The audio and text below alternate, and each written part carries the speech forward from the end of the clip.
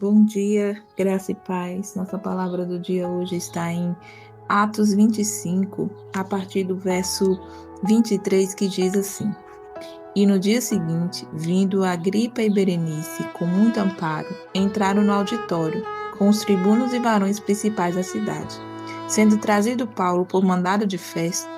E Festo disse: Rei Agripa e todos os varões que estáis presentes conosco, aqui vedes um homem que toda a multidão dos judeus me tem falado, tanto em Jerusalém quanto aqui, clamando que não convém que viva mais. Mas achando eu que nenhuma coisa digna de morte fizera, e apelando ele mesmo também para Augusto, tenho determinado enviá-lo, do qual eu não tenho coisa alguma certa que escreva ao meu senhor. E por isso perante vós o trouxe, principalmente perante ti, ó rei Agripa, para que depois de interrogá-lo, tenha alguma coisa com que escrever. Porque me parece contra a razão enviar um preso e não notificar contra ele as acusações. O capítulo de Atos, o capítulo 25 do livro de Atos, narra ali Paulo perante Festo e apela para César, né? Paulo apela para ser julgado por César como cidadão romano. E o que nós podemos perceber durante esse capítulo, que mais uma vez Paulo é acusado, Paulo é apontado por algo que ele está fazendo em prol do Evangelho, por levar a palavra, por fazer sinais e maravilhas através do Senhor Jesus. E nós vemos que as pessoas, eles não aceitam de maneira nenhuma que a palavra seja pregada.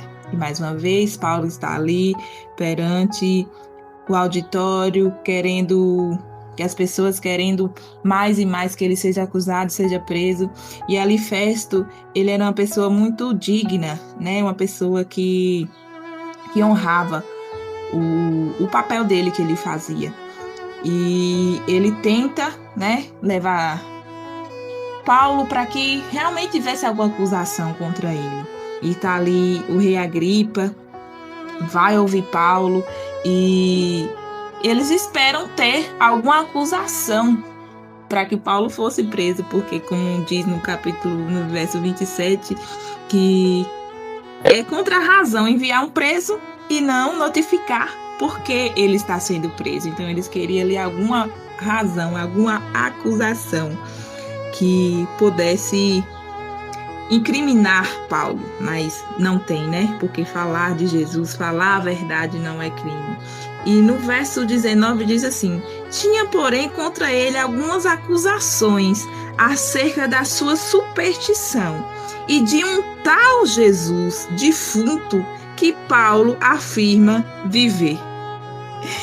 E é interessante, eu fico assim, um tal Jesus defunto que Paulo afirma viver. Então eles não conseguiam entender a grandeza do Senhor Jesus. E quando Paulo ele falava com tanta prioridade, com tanta verdade que o Senhor Jesus vive e que somente Ele é o caminho, a verdade e a vida, então eles queriam achar alguma coisinha para poder acusar Paulo. E não acharam.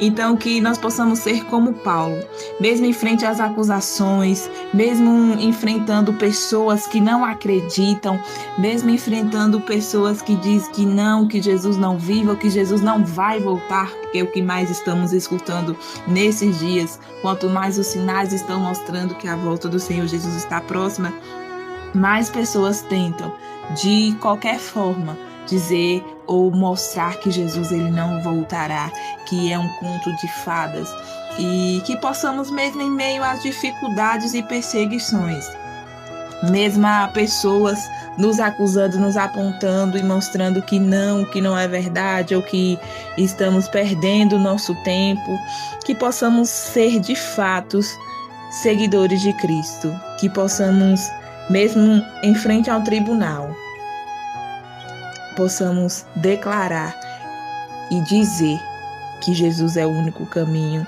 a verdade e a vida. Que possamos, de fato, mostrar que somos verdadeiros cristãos. Que não venhamos ter vergonha ou medo ou qualquer outra coisa que nos impeça de falar e levar a palavra do Senhor.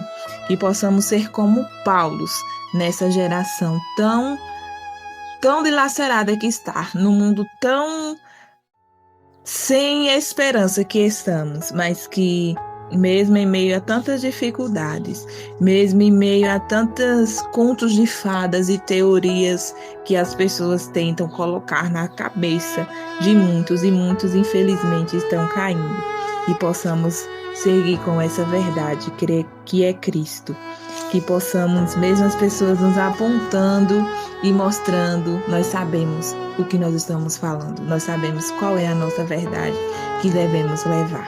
Amém? Senhor Deus e Pai, quero te louvar, te agradecer e te engrandecer, Pai. Quero nesta manhã te pedir força, Senhor Jesus, para que sejamos como Paulo, mesmo enfrentando tantas perseguições, não negou o teu nome, Senhor. Não negou o evangelho, Pai. Mesmo no dia da sua morte, ele preferiu estar contigo, Pai. Que possamos de fato entender o que é ser um verdadeiro cristão. Assim eu te louvo e te agradeço em nome de Jesus. Amém.